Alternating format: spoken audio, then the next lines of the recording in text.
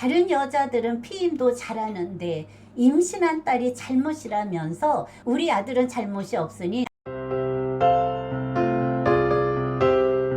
안녕하세요. 이한분 TV입니다. 45세의 할머니가 된 기막힌 사연. 이동딸이 15세에 엄마가 되었어요. 20년 전에 임신과 출산 강의를 하다가 청중한테 이런 질문을 던졌어요. 여러분, 만약에 중학교 다니는 딸이 임신을 했다면 어떻게 하시겠어요? 당장 데리고 가서 낙태를 시켜야죠. 우리 딸 인생을 망치는 거라면서 모두가 낙태를 선택을 합니다.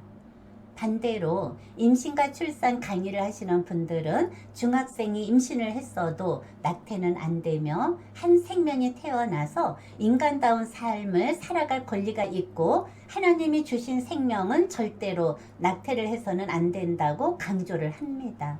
그만큼 원치 않는 임신을 했을 때에는 고민할 필요 없이 누구나 순간의 선택을 합니다. 지금은 시대가 많이 변해서 딸이 있는 부모들은 이런 이야기를 합니다. 딸이 고등학교를 졸업을 하면 피임과 피임기구 사용 방법을 가르쳐주고 아니면 피임 시술을 시키는 부모도 있고, 그렇다고 다 큰 자식을 24시간 감시를 할 수도 없고, 어쩌다 원치 않는 아이가 생기면 어떻게 하나, 그게 제일 걱정이 된다고 합니다.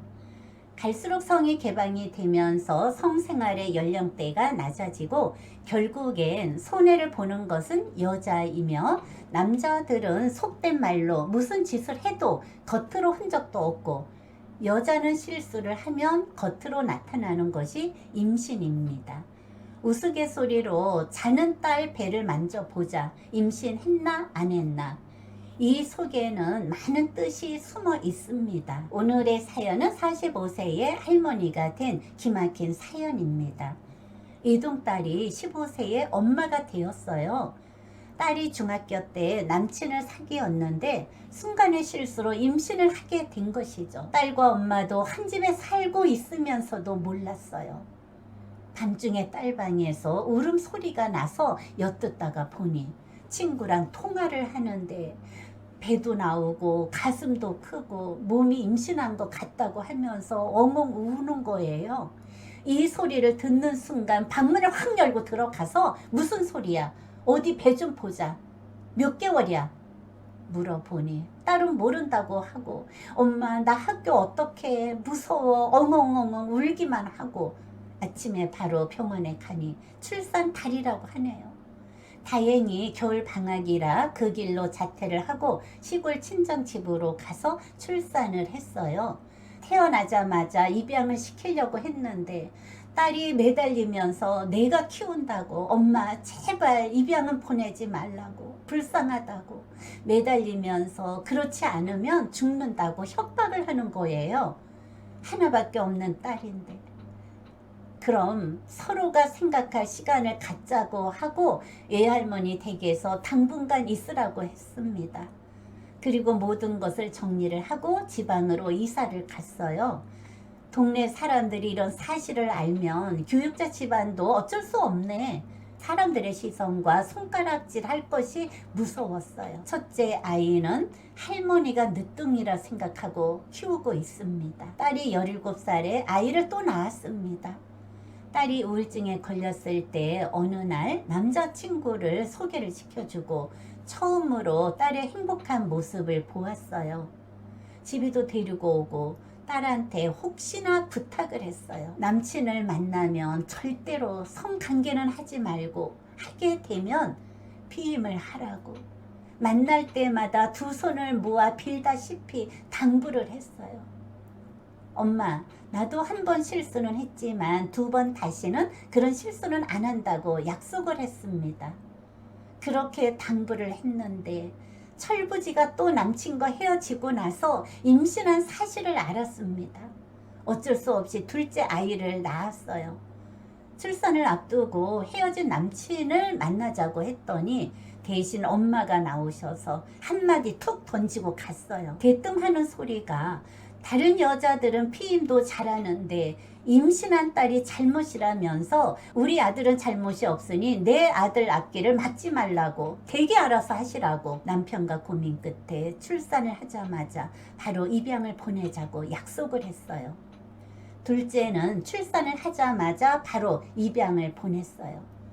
출산하고 나서 아가를 찾는데 낳자마자 하늘나라로 갔다고 거짓말을 했어요. 어쩔 수 없는 상황이었습니다. 지난번에 우연히 TV를 시청하다 미친년이 또 있구나 유심히 방송을 시청을 했어요. MBN 어른들은 모르는 고딩 엄빠2에 따르면 무명씨는 고등학교 1학년 시절 남친과 연애를 하다 남자친구와 이별하고 출산 직전에 임신 사실을 알게 되어서 16세에 아이를 첫 출산을 하고 두 번째 남자친구와 사귀던 중 또 임신을 해서 친정 부모와 한 집에 살면서 충돌이 일어나는 사건이었어요. 이 방송을 보면서 억장이 무너지는 듯 방송도 문제지만 뻔뻔하게 나와서 저렇게 짓거려 대나 창피한 것도 모르고 우리 집만 미친년이 있는 줄 알았는데 다른 집도 미친년이 있구나. 그 엄마의 심정이 오죽할까. 다른 사람들한테 말도 못하고 동병상련의 마음이 들었다는 거예요. 할머니도 교사로 근무를 하다가 퇴직을 했습니다. 엄마의 인생도 망쳐놨습니다. 중학교 또래 아이들을 바라보면서 도덕적으로 양심의 가책이 들고 내 자식 하나 가정교육도 시키지 못하면서 학생들 앞에 서 있다는 것이 스스로 자괴감이 든다는 거예요.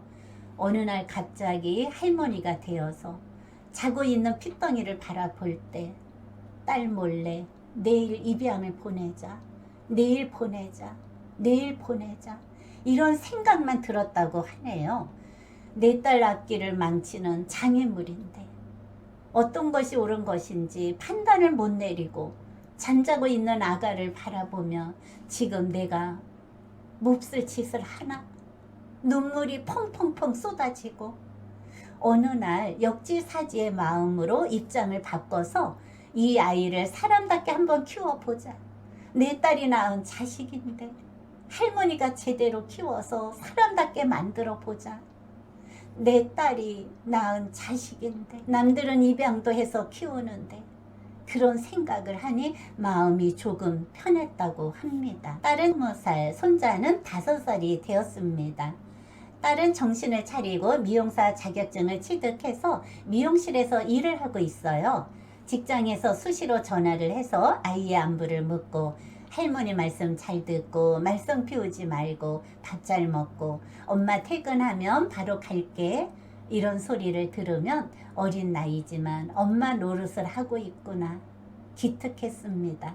처음에는 죽일년 살릴년 하고 38선을 긋고 원수처럼 싸우고 지금은 38선이 무너지고 할머니는 튼튼이가 유일한 희망이고 튼튼이 없이는 하루도 못 산다고 자랑을 합니다. 저녁 때 초인종을 누르면 엄마다 엄마다 맨발로 뛰쳐나가서 엄마 품에 안기는 모습을 보면서 엄마가 그렇게 좋아? 할머니보다 엄마가 더 좋아. 아이고 내 새끼 엄마 사랑해? 이 장면을 보면 누가 천륜을 끊을까? 지금까지 시청해 주셔서 고맙습니다.